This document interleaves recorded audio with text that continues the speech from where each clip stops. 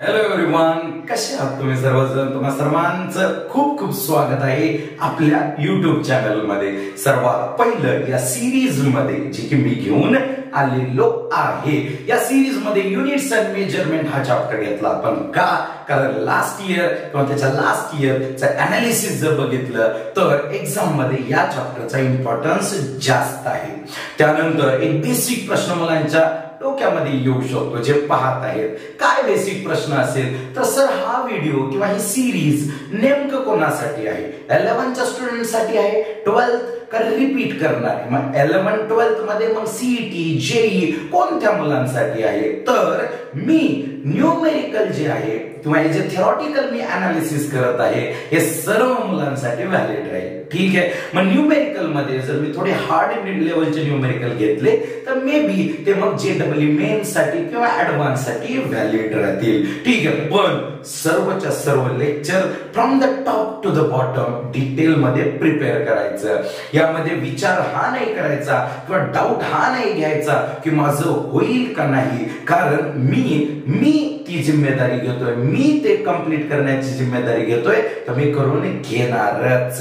तर चला आपण जाऊया आपल्या कंटेंट कडे. सर्वात पहिलं जर बघितलं, पहिल्या लेक्चर मध्ये आपण unit physical quantity, unit conversion यावरती फोकस केला. सेकंड व्हिडिओ मध्ये आपण डायमेन्शनल फॉर्म्युला आणि त्याचे ऍप्लिकेशन, त्यासोबत आपण fundamental quantity, derived quantity, supplementary quantity हे काय असतं तेही पाहिलं. आता या व्हिडिओ मध्ये आपण एक न्यूमेरिकल घेऊन डायमेन्शनल अनालिसिसच्या लास्ट ऍप्लिकेशनचा आणि आपण पुढे जाऊया. तर न्यूमेरिकल काय आहे तुम्ही पाहिलं असेल किंवा पाहू शकता किंवा तुम्हाला कुठे ना कुठे हा फॉर्म्युला किंवा हा न्यूमेरिकल आढळेलच. ठीक आहे. इक्वेशन काय दिलेले बघा, P plus A by V square, bracket close, परत एक bracket, V minus B is equal to R into T. ठीक आहे. हे इक्वेशन तुम्हाला केटीजी मध्ये भेटेल. ठीक, काय दिलेले? हा P म्हणजे प्रेशर, A माहित नाही, V व्हॉल्यूम, B माहित नाही, R gas constant, T temperature. मग आपल्याला प्रश्न विचारला what is the dimensional formula of A and B? Rule एकदम सिंपल आहे.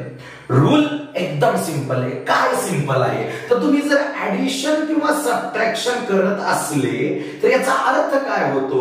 ज्यांचं तुम्ही ऍडिशन किंवा सबट्रॅक्शन करत आहात त्यांचे युनिट काय राहणार? सेम. म्हणजे युनिट वाईज जर बघायला गेलं तर P is equal to A by V square.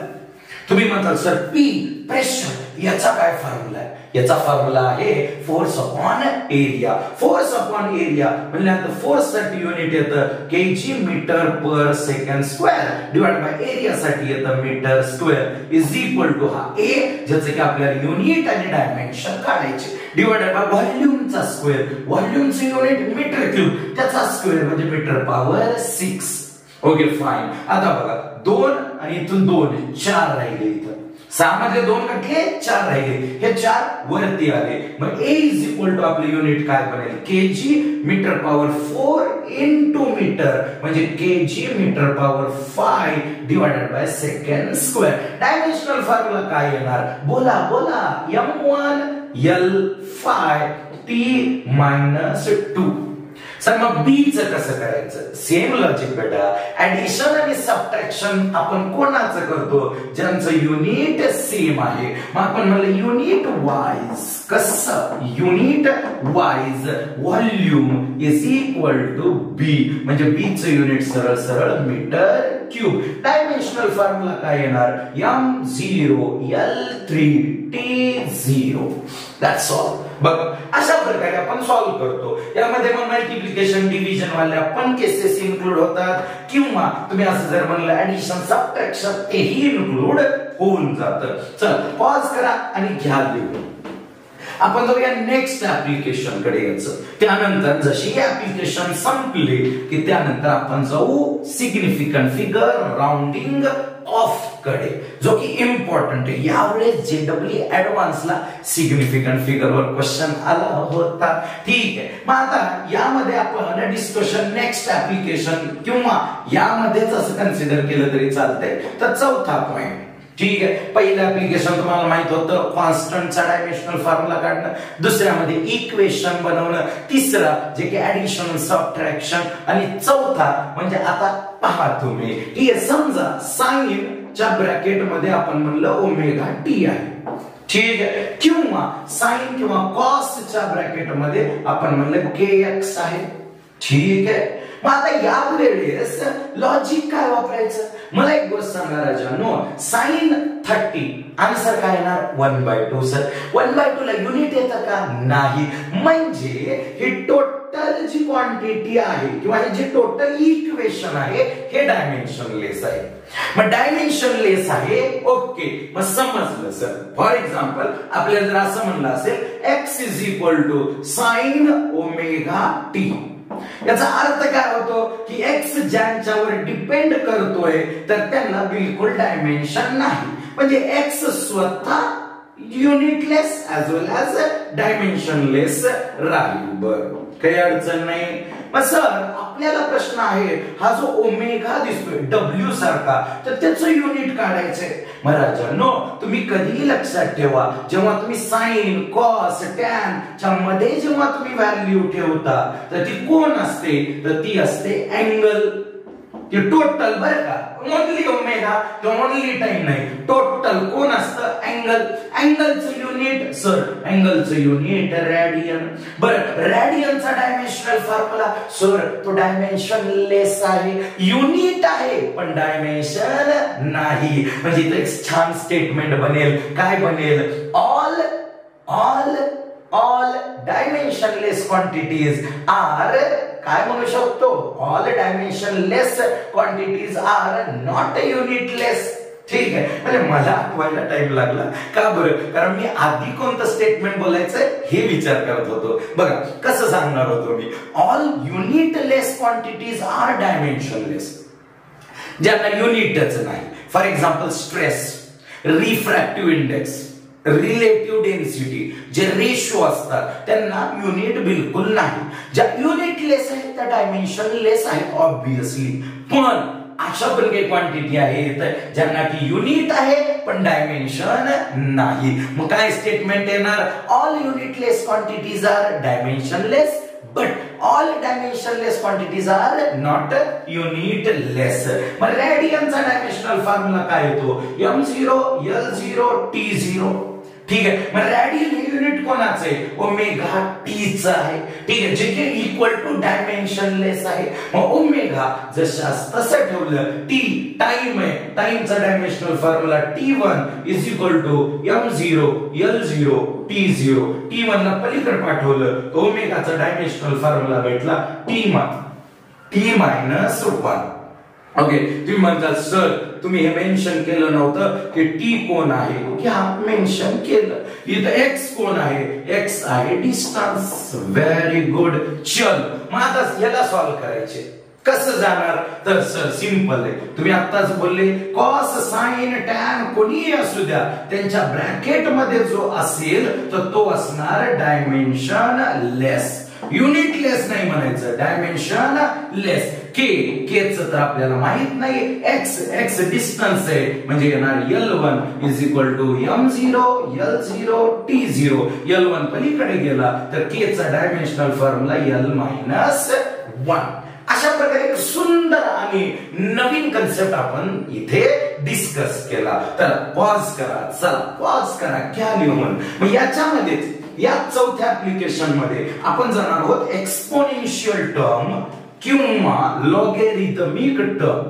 ठीक आहे सर, बघू काय नवीन काय शिकायला भेटतं त्यामध्ये. फॉर एक्झाम्पल आपल्याला म्हटलं लॉग, ठीक आहे, log for example ax plus b दिलं. ठीक आहे, व्हेरी गुड, छान आठवलं example. Log ax plus b दिलं किंवा e टू द पॉवर. ठीक आहे, e टू द पॉवर असं समजा. फॉर एक्झाम्पल काय घेऊ शकतो आपण?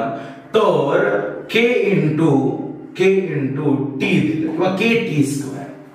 ठीक आहे, आपल्याला विचारलं फाइंड द ठीक आहे dimensional formula of a, b and k. तिथला के, ए बी इथले आणि तिथला के. एक्स कोण आहे तर एक्स इज अ डिस्टन्स, ठीक आहे. आणि टी कोण आहे तर टी इज ए टाइम. समजलं सर? काढू शकतो आम्ही, काढू शकता तर काढा, काहीच अडचण नाही. पॉज करा, सॉल्व्ह करा, ठीक आहे. मी जातो माझ्या रस्त्याने, ठीक. काय म्हणते बघा इथं, लॉगच्या ब्रॅकेट मध्ये जी काही व्हॅल्यू असेल total value unitless, dimensionless also. Sir पण साइन मध्ये नव्हती बरं का, कारण साइनच्या मध्ये आपण अँगल ठेवतो, अँगलचं युनिट रेडियन असतं. इथं तुम्ही अँगल ठेवता, टाइम ठेवता, लॉगच्या मध्ये नाही, युनिट लेस क्वांटिटी असते. म्हणजे ही जी पूर्ण टर्म आहे ती सरळ ax plus b is equal to unitless म्हणा, is equal to unitless. तर मग मला सांगा इथं ऍडिशन करताय, ऍडिशन कोणाचं, ax आणि b च, आणि याला ऍड केल्यानंतर काय भेटतंय, युनिटच नाही. म्हणजे याचा अर्थ ax is equal to b is equal to unitless. Okay. मग b चा डायमेन्शनल फॉर्म्युला, b चे युनिट बघा, unitless, dimension m0 l0 t0. मग ax is equal to unitless आहे. मग युनिटलेस आहे म्हणल्यानंतर डायमेन्शन काय येणार, m0 l0 t0. मग इथं x डिस्टन्स आहे तर मग त्याचं डायमेन्शन काय येणार, l1. मग a चा डायमेन्शनल फॉर्म्युला बनेल l त्या साइडला गेला तर -1. म्हणजे मग सर b चा डायमेन्शनल फॉर्म्युला काय, b चं युनिटच नाही तर त्याचा डायमेन्शनल फॉर्म्युला येणार नाही. Okay fine. सर मग इथं म्हणजे लॉगच्या मधली कोणती टोटल टर्म युनिटलेस ऍज वेल ऍज डायमेन्शनलेस. मग ई चा पॉवर जो काही असेल टोटल तो पण बाळांनो तो राहील युनिटलेस. युनिटलेस म्हणजेच डायमेन्शनलेस. याचा अर्थ kt² इज इक्वल टू येणार युनिटलेस. ओके. मग kt² चा dimensional formula t2 is equal to unitless म्हणजेच dimensionless. All unitless quantities are dimensionless, but all dimensionless quantities are not unitless. kt² t त्या साइडला गेलं तर k चा डायमेन्शनल फॉर्म्युला येणार t-2. किती छान आणि किती सुंदर अक्षरामध्ये लिहिणं चालू आहे आणि एकदम स्पष्ट भाषेत एक्सप्लेनेशन चालू आहे. त्यामुळे टेन्शन नाही घ्यायचं, प्रॉपरली एकदम सिक्वेन्स मध्ये प्रिपरेशन करायचं. At the end of the day काहीतरी शिकायला भेटलं पाहिजे, बरोबर. मग या जर्नी मध्ये शेवटपर्यंत मी सोबत राहीन, काही घाबरायची गरज नाही. कितीही अप्स अँड डाऊन आले तरी घाबरायचं नाही. पॉज करा, घ्या लिहून. हा झाला चौथा, ठीक, चौथा ऍप्लिकेशन. सर आता ड्रॉबॅक सांगा, काय सांगता येते. थेरोटिकल क्वेश्चन जर विचारत असेल एक्झाम मध्ये आणि त्याच्यात ड्रॉबॅक विचारला तर ड्रॉबॅक काय प्रॉब्लेम येतो, डायमेन्शनल अनालिसिसचे काय काय प्रॉब्लेम आहेत हे सांगा बोललं तर. बघा आता, ठीक आहे, एकदम केअरफुली याच्यामध्ये मला वाटतंय की प्रश्न विचारण्याची ताकद आहे याच्यामध्ये. सर्वात पहिलं इन मेकॅनिक्स बघा, इन मेकॅनिक्स, ठीक आहे, इन मेकॅनिक्स आपण डायमेन्शनल अनालिसिस मध्ये फक्त 3 अननोन किंवा 3 क्वांटिटीवर डिपेंड असणाराच क्वेश्चन घेऊ शकतो. म्हणजे मी फॉर एक्झाम्पल म्हणलं, काल जे आपण एक फोर्स इक्वेशन बनवलं होतं ρ(a)v², म्हणजे मेकॅनिक्स मध्ये तुम्ही असेच फॉर्म्युले बनवू शकता ज्या फॉर्म्युल्यामध्ये 3 क्वांटिटी आहेत.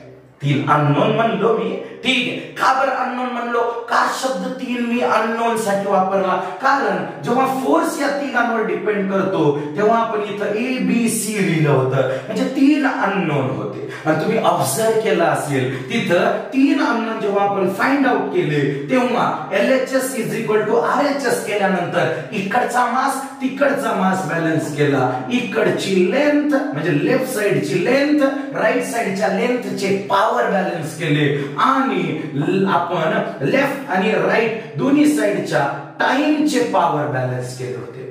आठवा, ठीक आहे. m चा पॉवर इकडे 1 तर तिकडे a, m चा पॉवर 1 तर तिकडे a, l चा पॉवर इकडे 1 तर तिकडे काय आहे, याला बॅलन्स केलं होतं. विचार करा किती इक्वेशन बनतात, 3 इक्वेशन. अननोन किती येतं, 3, तर सॉल्व्ह होतो. समजा जर असं एखादा फॉर्म्युला असेल ज्याच्यामध्ये की मेकॅनिक्सचा, बरं का, मेकॅनिक्सचा मी स्पेशली मेन्शन करेन, इन मेकॅनिक्स असा एखादा फॉर्म्युला आहे ज्याच्यामध्ये 4 अननोन आहेत, ठीक आहे, किंवा त्यापेक्षा जास्त अननोन आहे, तर तिथं आपल्याला सॉल्व्ह करण्यासाठी प्रॉब्लेम येऊ शकतो.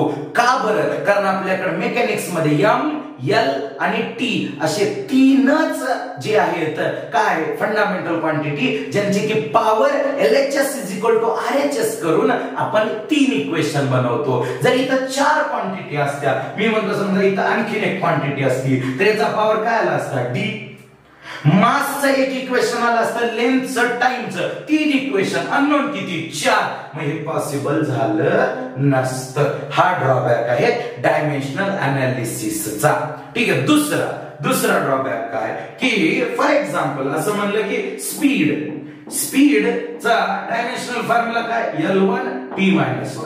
वेलोसिटीचा डायमेन्शनल फॉर्म्युला काय, वेलोसिटीचा डायमेन्शनल फॉर्म्युला L1t-1. स्पीड आणि वेलोसिटी सेम आहे का, नाही, बिलकुल नाही. म्हणजे याचा अर्थ डायमेन्शन वरून तुम्ही हे नाही सांगू शकत की ती क्वांटिटी कोण आहे. मी म्हणलं तुम्हाला की L1t-1 हा डायमेन्शनल फॉर्म्युला कोणाचा आहे, बरोबर. मग यामध्ये डाऊट आहे ना, कारण तो स्पीडचा आणि वेलोसिटी दोघांचा सेम आहे, ठीक आहे, परंतु त्या क्वांटिटी सेम आहेत का, स्पीड आणि वेलोसिटी क्वांटिटी सेम आहेत का, बिलकुल नाही, ठीक आहे. अशा खूप साऱ्या क्वांटिटी आहेत जिथे की डायमेन्शनल फॉर्म्युले सेम आहेत. जसं की फॉर एक्झाम्पल तुम्हाला जर समजा आठवत असेल किंवा हेल्प असेल तर मी करू शकतो, ठीक आहे. सरफेस टेन्शनचा फॉर्म्युला येतो फोर्स बाय लेंथ आणि स्प्रिंग कॉन्स्टंटचा, ठीक आहे. स्पीड आणि वेलोसिटी समजा जवळपास सेम आहेत, परंतु सरफेस टेन्शन आणि स्प्रिंग कॉन्स्टंटचा फॉर्म्युला काय येतो, फोर्स, आता इंटरनल एक्सटर्नल म्हणत बसत नाही, force by change in length, ठीक आहे. Force by change in length. सांगा दोघांचे जर युनिट बघितले तर newton per metre, change in length म्हणजे मीटरच आहे. मग आता दोघांचे युनिट सेम आहेत, डायमेन्शनल फॉर्म्युले पण सेमच आहे. मग आता सांगा बरं, डायमेन्शनल फॉर्म्युला वरून तुम्ही सांगू शकता का तो डायमेन्शनल फॉर्म्युला कोणाचा आहे, सरफेस टेन्शनचा आहे का स्प्रिंग कॉन्स्टंटचा आहे. तर हा एक ड्रॉबॅक आहे. त्यानंतर नेक्स्ट, बरोबर, नेक्स्ट आता हे रफ करतो, तुम्ही वाटलं तर पॉज करा, लिहून घ्या. ड्रॉबॅक सांगतोय, एक्सप्लेन करतोय की डायमेन्शन सेम आहे पण क्वांटिटी डिफरंट आहेत. तिसरा वाला जे ड्रॉबॅक आहे तो काय आहे, समजा आपल्याकडे एक इक्वेशन आहे, कोणतं, कायनेटिक एनर्जी. ओके सर, सोपं सांगितलं सर. कायनेटिक एनर्जी हे फॉर्म्युला आम्हाला माहित आहे, त्यामुळे अडचण नाही येणार, ठीक आहे. 12 mv². आता मला सांगा डायमेन्शन अनालिसिसचा जर वापर केला म्हणजे की kinetic energy is dependent on mass and velocity. मासचा पॉवर आपण A केला, वेलोसिटीचा पॉवर आपण B केला, याला सॉल्व्ह केलं, कायनेटिक एनर्जीचा डायमेन्शनल फॉर्म्युला ठेवला, मासचा ठेवला, वेलोसिटीचा ठेवला, LHS RHS बॅलन्स केलं, तर तुम्हाला A ची व्हॅल्यू काय भेटेल, जसे की इथं 1 आणि B ची व्हॅल्यू काय भेटेल आपल्याला 2, ठीक आहे. बरं मला सांगा ह्या 1 आणि 2 ह्या व्हॅल्यू काय आल्या, m आणि v चा पॉवर. मग इथं प्रपोर्शनॅलिटी काढून टाकल्यावर हा हाफ येतो, हे आपल्याला डायमेन्शनल अनालिसिस मध्ये समजणार नाही आणि हे प्रूव्ह पण करता येणार नाही. जसे की आपण फॉर्म मध्ये म्हणतो की आपण हे फॉर्म्युले बनवू शकतो बरं का डायमेन्शनल अनालिसिसने, परंतु हे हाफ कसं येणार, हाफ कुठून आलं याचं एक्सप्लेनेशन आपल्या फॉर्म्युल्यामध्ये बिलकुल नसणार आहे. डायमेन्शनल फॉर्म्युल्यामध्ये याचं बिलकुल सोल्युशन नाहीये. समजलं? सर्वात इम्पॉर्टंट जे आहे ते काय आहे, आपण कॉन्स्टंट बद्दल डिटेल मध्ये सांगू शकत नाही. जसं की बघा आणखीन एक formula, time period of simple pendulum is dependent on length of pendulum and acceleration due to gravity. त्यांचा पॉवर आपण ए आणि बी केला. ठीक आहे, मग सॉल्व्ह केलं गेला. टाइम पिरियडचा डायमेन्शनल फॉर्म्युला काय येतो, T1. ठीक आहे, इथं प्रोपोर्शनॅलिटी कॉन्स्टंटला बिलकुल डायमेन्शन नाही, डायमेन्शन लेस असतो. हा डायरेक्ट या दोघांवर डिपेंडंट आहे. मग याचा डायमेन्शनल फॉर्म्युला काय येणार, L1 लेंथ आहे ना त्याचा पॉवर ए, त्यानंतर G acceleration due to gravity त्याचा येतो L1 T-2 याचा पॉवर बी आला. तुम्ही याला सॉल्व्ह केलं तर ए ची व्हॅल्यू येते 1/2, बी ची व्हॅल्यू येते -1/2. म्हणजे बघा मी जनरली डिस्कशन करताना पण न्यूमेरिकल सॉल्व्ह करताय भाऊ. ठीक आहे, याचा अर्थ आहे की न्यूमेरिकल वर आपलं खूप लक्ष आहे, न्यूमेरिकल वर आपण खूप मेहनत करून घेणार आहोत. असे तुमचे जर फ्रेंड असतील, कोणी मित्र असतील तर त्यांना इन्व्हॉल्व करा यामध्ये. एक दोघं मिळून बसत जा, ऐकत जा, डिस्कशन करत जा की अरे सरांनी तो पॉइंट काय बोलला, ऐक बघ आपण यावरती फोकस केलाय का, आपण यावरती अनालिसिस केलंय का, असं डिस्कशन असायला पाहिजे. ठीक आहे, मग आता यामध्ये व्हॅल्यू आल्या तुम्ही ठेवलं त्याच्यात. ठीक आहे, मग त्याचा अर्थ होतो T इज प्रपोर्शनल टू, आपण जर सॉल्व्ह केलं त्याला L पॉवर हाफ म्हणजे रूट, G पॉवर -1/2 म्हणजे रूट आहे पण डिनॉमिनेटरला आहे, मग याला L/G. ठीक आहे, पण रियल वाला फॉर्म्युला तुम्हाला टाइम पिरियड ऑफ सिंपल पेंडुलमचा आहे 2π√L/G. सांगा हे कॅल्क्युलेशन करत असताना तुम्हाला प्रोपोर्शनॅलिटी कॉन्स्टंट कोण आहे 2π याबद्दल काही इन्फॉर्मेशन होती का, काही इन्फॉर्मेशन बेसिक आयडिया होती का? नाही सर, बिलकुल नव्हती. ठीक आहे, मग हे ड्रॉबॅक आहे डायमेन्शनल अनालिसिसचे. जसे की आता बघा परत एकदा सांगतो, पहिला ड्रॉबॅक काय होता, पहिला वाला ड्रॉबॅक इन मेकॅनिक्स आपल्याकडे फक्त 3च क्वांटिटी आहेत जे की डायमेन्शन म्हणजे मेकॅनिक्स मध्ये टोटल जर बघायला गेलं तर 3च फंडामेंटल क्वांटिटीवर मेजॉरिटी सर्व क्वांटिटी डिपेंड करतात. त्यामध्ये टेम्परेचर करंट बिलकुल येणार नाही. म्हणजे आपल्याकडे 3च इक्वेशन बनतील.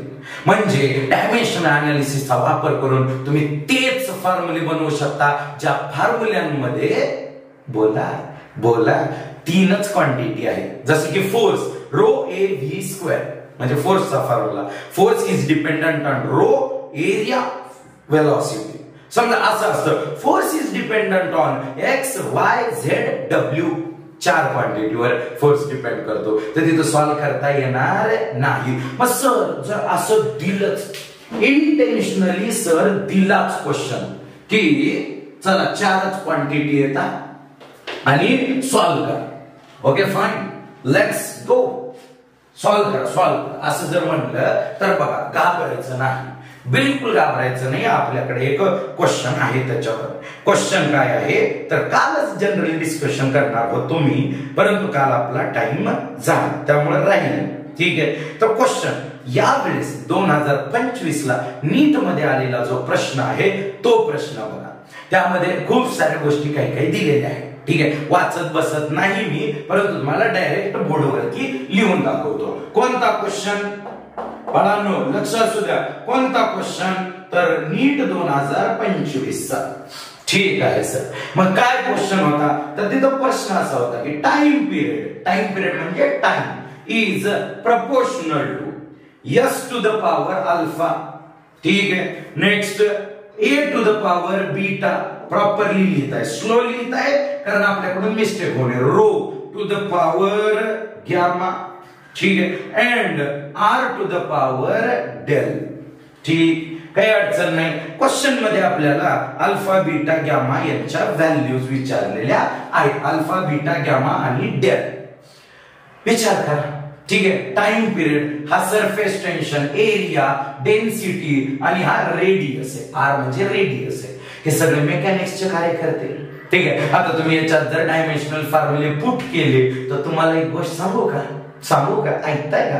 तर एक गोष्ट महत्वाची ड्रॉबॅक ह्या डायमेन्शनल अनालिसिसचा काय, 4 अननोन आणि 3 इक्वेशन बनतील, नाही सॉल्व्ह होणार टोटल. मग सर अशा केसेस मध्ये काय करायचं? माझ्याकडे सोल्युशन आहे. ठीक आहे, काय सोल्युशन आहे? तर बघा, टाइम पिरियड. टाइम पिरियड म्हणजे काय? या साईडला आलं पाहिजे युनिट सेकंड आणि या चौघांनी मिळून सेकंड बनवलं पाहिजे.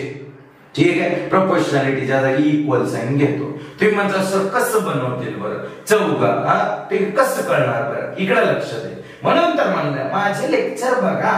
ठीक आहे, डिटेल मध्ये तुम्हाला त्याचा फायदा होईल.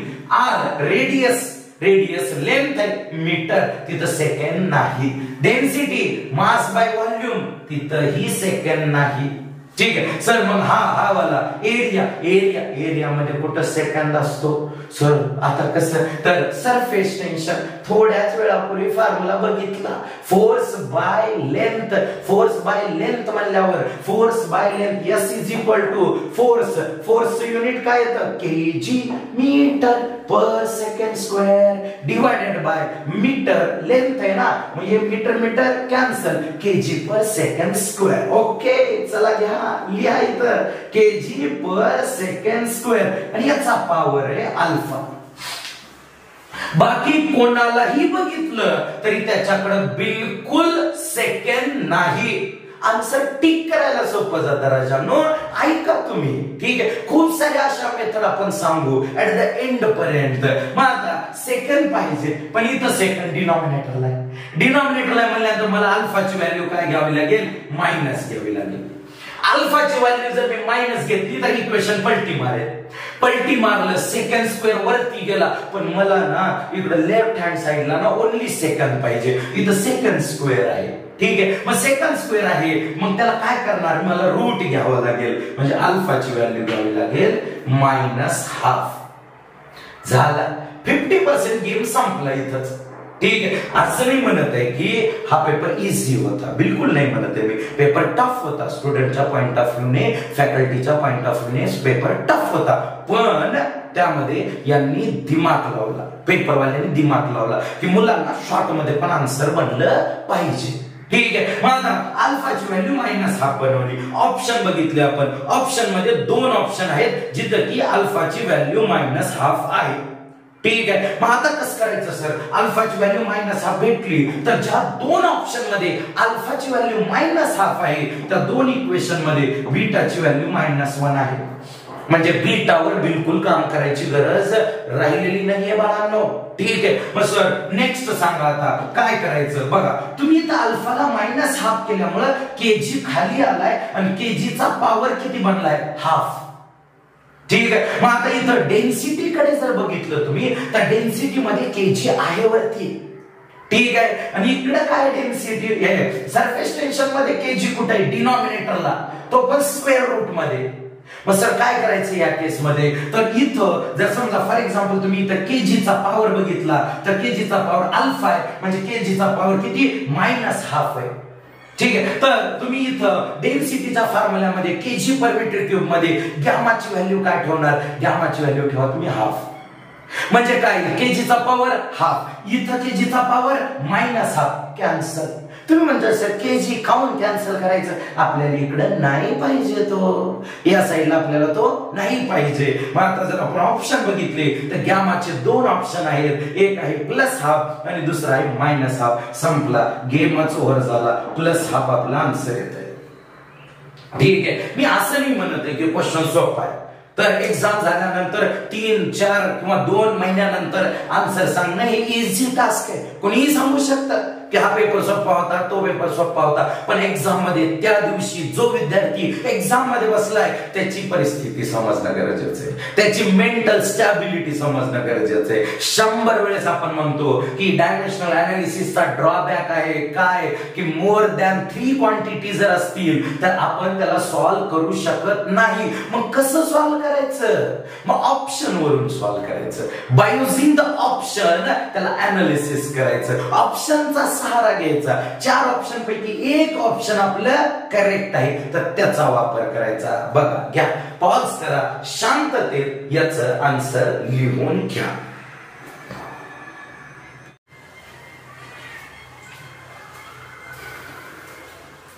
चल तर आता आपण जाऊ राऊंडिंग ऑफ. नेक्स्ट या चॅप्टरचा नेक्स्ट पॉइंट जो की राऊंडिंग ऑफ, ज्यावरती JEE ऍडव्हान्सला प्रश्न पडला.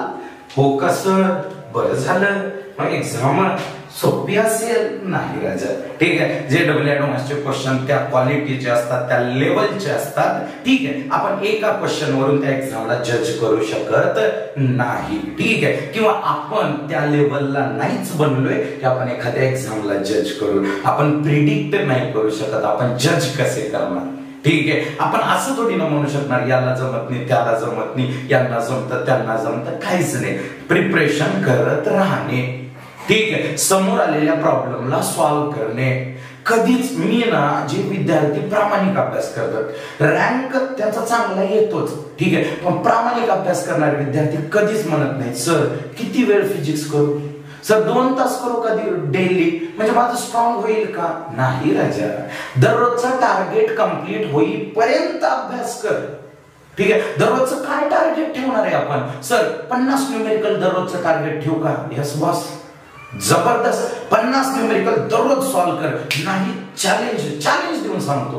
ठीक आहे, ऍट द एंड 8 किंवा 7 महिन्यानंतर तू बघशील तुझ्यामध्येच बदल झालेला आहे. ठीक आहे, फिजिक्स सुरुवातीला जो सब्जेक्ट टफ वाटत होता तो आता इझी वाटेल. 50 न्यूमेरिकल हे टार्गेट थोडं जास्त आहे. ज्यांना थोडं अवघड वाटतं फिजिक्स त्यांनी टार्गेट कमी ठेवा, पण दररोज न्यूमेरिकल करा, दररोज करा. ठीक आहे, मी सुरुवातीला तर आता समजा थेरॉटिकल चालू आहे, परंतु मी तेच टार्गेट फॉलो करणार एकदम कन्फर्म. दररोज 20 तरी न्यूमेरिकल सॉल्व्ह करणे. आता मला एक्सप्लेन करावे लागतात म्हणून टाइम लागेल, परंतु 20 तरी कमीत कमी न्यूमेरिकल सॉल्व्हच करायचे. 2 व्हिडिओ बनवेल मी. ठीक आहे, परंतु सॉल्व्हच करणार. तर चला जाऊया आपण राऊंडिंग ऑफ कडे. ठीक आहे सर, राऊंडिंग ऑफ हे नेमकं काय मॅटर आहे सर. ठीक आहे, म्हणजे आपण काय करतो, एखादी व्हॅल्यू आहे तिला नियर अबाउट बॅलन्स करतो. ठीक आहे, फॉर एक्झाम्पल मी म्हणलं की चला आपण पार्टीला जाऊ. आपण जेवण वगैरे फुल केलं, बिल झालं आपलं पर पर्सन 589, 589. मग आता सांगा तुम्ही मला 589 देणार का किती देणार. सर 589 ला राऊंड अप करून आम्ही 590 देऊ. ठीक आहे, तर असं होईल का. 590 ला किंवा 589 ला राऊंड अप करून 5 रुपये देतो सर, 5 रुपयामध्ये ऍडजस्ट करा, असं होतं का. नाही, राऊंडिंग ऑफ म्हणजे काय, नियर अबाउट बॅलन्स करणं. ठीक आहे, नियर अबाउट त्याला सेट करणं, पण त्याचे पण रूल्स द्यावे लागतील, नाहीतर कोणी कसंही राऊंड ऑफ करेल. ठीक आहे, मग तेच रूल्स आपल्याला शिकायचे आहेत. ठीक आहे, म्हणजे काय. ठीक आहे, बघा आता समजा माझ्याकडे एक्झाम्पल एक व्हॅल्यू आहे किती 1.2347. ठीक आहे, 1.2347 डेसिमल वाली घेतली. आता याच्यामध्ये टोटल डिजिट किती आहेत, 1 2 3 4 5. परंतु मला ना 5 डिजिट नाही ठेवायचे, मला ना फक्त 3च डिजिट ठेवायचे. म्हणजे हा वाला जो डिजिट आहे ना त्याला ड्रॉप आउट करायचे. ठीक आहे, ड्रॉप आउट करायचे, काढून टाकायचे. मग ज्याला ड्रॉप आउट करायचे, ठीक आहे, काही जण असंही म्हणू शकतात सर कोण ठरवतं की 3च डिजिट ठेवायचे. हे कॅल्क्युलेशन ठरवतं की तुम्ही ऍडिशन सबट्रॅक्शन करताय, मल्टिप्लिकेशन डिव्हिजन करताय, हे ठरवतं. ठीक आहे, समजेल, हळूहळू समजेल, एवढी गडबड करायची काही गरज नाही. ज्याला ड्रॉप आउट करायचे, ज्याला काढून टाकायचे, तो बघा तो किती आहे. बरोबर, ज्याला ड्रॉप आउट करायचे त्याला आपण एक्स म्हणू. सर एक्स नको सर. ठीक आहे, घेतो एक्सच घेतो. ठीक आहे, एक्स आपल्याला काय करायचे, एक्स आपण कोणाला म्हणतोय, ज्याला ड्रॉप आउट करतोय. पहिला रूल काय सांगतो, इफ एक्स म्हणजे ज्याला ड्रॉप आउट करायचे is less than 5, if x is less than 5 then the preceding digit किंवा the left side digit म्हणजे लेफ्ट साइडचा डिजिट कोणाच्या एक्स च्या त्याच्यामध्ये बिलकुल चेंज करू नका. म्हणजे आपण जर म्हणले एक्झाम्पल मध्ये 1.2347 होतं, आपल्याला हा डिजिट काढून टाकायचा आहे, हा एक्स आहे, तर तो कसा आहे, लेस दॅन 5 आहे, तर त्याच्या अगोदरचा जो डिजिट आहे त्याला बिलकुल चेंज करू नका, अनचेंज्ड. ठीक आहे, मग आपला आन्सर काय येणार? आपला आन्सर येणार 1.23. हे आन्सर आहे आपलं, हे राउंडिंग ऑफ झालं बरं का. ठीक आहे, सेकंड रूल कडे जाऊ. सेकंड रूल काय म्हणतो? If x is greater than 5, x is greater than 5. Sir example मजा येईल सर. ठीक आहे, 1.2379. ठीक आहे, 5 डिजिट आहेत, त्यांना आपल्याला फक्त 3 ठेवायचे. मग सांगा इथं x कोण आहे? x आहे सर 7, म्हणजे x 7 आहे. ठीक आहे, तर x 7 आहे, मग ज्याला ड्रॉप आउट करायचे तो ग्रेटर दॅन 5 आहे, मग त्याच्या अगोदरचा डिजिट जो आहे त्याच्यामध्ये +1 करा. +1 केल्यावर तुमचा आन्सर काय बनेल? 1.24. दिस इज अवर आन्सर. ठीक आहे सर. थर्ड, सर माझ्या डोक्यात एक डाऊट आहे सर, एक प्रश्न आहे. x लेस दॅन 5 आहे, x ग्रेटर दॅन 5 आहे, मग x 5 असताना तेच सांगतोय, तेच सांगणार होतो मी. ठीक आहे, तर मग x ची value if x is equal to जर 5 असेल, बघा आता याच्यामध्ये खूप छान पॉइंट आहे. 5 किंवा 50 किंवा 500 किंवा 5000 किंवा 50,000 किंवा 5 लाख असा असेल तर हा रूल आहे. ठीक आहे, मग कसं? तर आपण इथं 2 एक्झाम्पल घ्यावे लागतील. पहिले एक्झाम्पल 1.235. ठीक आहे, 0 समजा. आणि दुसरं एक्झाम्पल 1.2450. ठीक आहे, मग आता या केस मध्ये आपण काय म्हणतो? आपल्याकडे 5 डिजिट आहेत, 3 ठेवायचे, हा आपला x आहे. ठीक आहे, इथं पण 3 ठेवायचे, हा आपला x आहे. x म्हणजे drop out digit. Drop out digit जर 5 असेल किंवा 50 किंवा 500 5000 असेल तर त्या केस मध्ये त्याचा अगोदरचा डिजिट ऑड आहे का इव्हन आहे? बघा काय आहे, ऑड और इव्हन. जर ऑड असेल म्हणजे 3 ऑड आहे, ऑड असेल तर त्याच्यामध्ये +1 करा. ठीक आहे, इव्हन असेल तर त्यामध्ये बिलकुल चेंज करू नका. समजतंय पाहून? ठीक आहे, बघा परत एकदा. ज्याला काढून टाकायचं तो जर 50 5000 असेल तर त्या केस मध्ये त्याच्या अगोदरचा, त्याच्या समोरचा डिजिट किंवा त्याच्या लेफ्ट साइडचा डिजिट ऑड आहे का इव्हन आहे? बघा ऑड असेल तर +1 करा, इव्हन असेल तर बिलकुल चेंज करू नका. हा कोण आहे? सर ऑड आहे, म्हणजे आपला आन्सर आलं 1.24.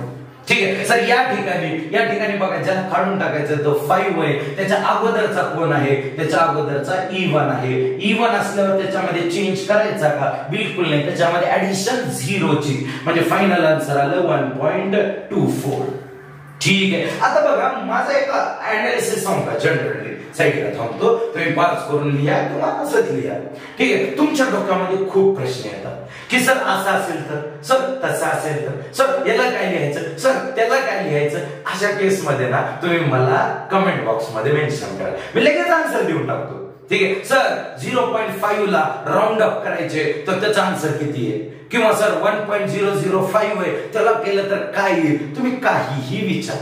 ठीक आहे, राऊंड अप करून मी सांगतो. बरोबर आहे? ठीक आहे, तर त्याला राऊंडिंग ऑफचा रूल वापरून आपल्याला अनालिसिस करावं लागतं. तुम्ही म्हणाल की सर तुम्हीच घ्या ना एक्झाम्पल आणि तुम्हीच सांगा ना. पण तसं मग मला जे प्रॉब्लेम आहे किंवा मला ज्या क्वेश्चन मध्ये डाऊट आहे मी ते घेईन. तुम्हाला जो डाऊट आहे ते कोण क्लिअर करणार? बरोबर, ती ताकद कोणामध्ये? आपल्या भावामध्ये. ठीक आहे, इकडे बघा, माझ्यामध्ये ताकद आहे, मी सॉल्व्ह करून देतो. तर पॉज करा, राऊंडिंग ऑफ चे रूल लिहून घ्या.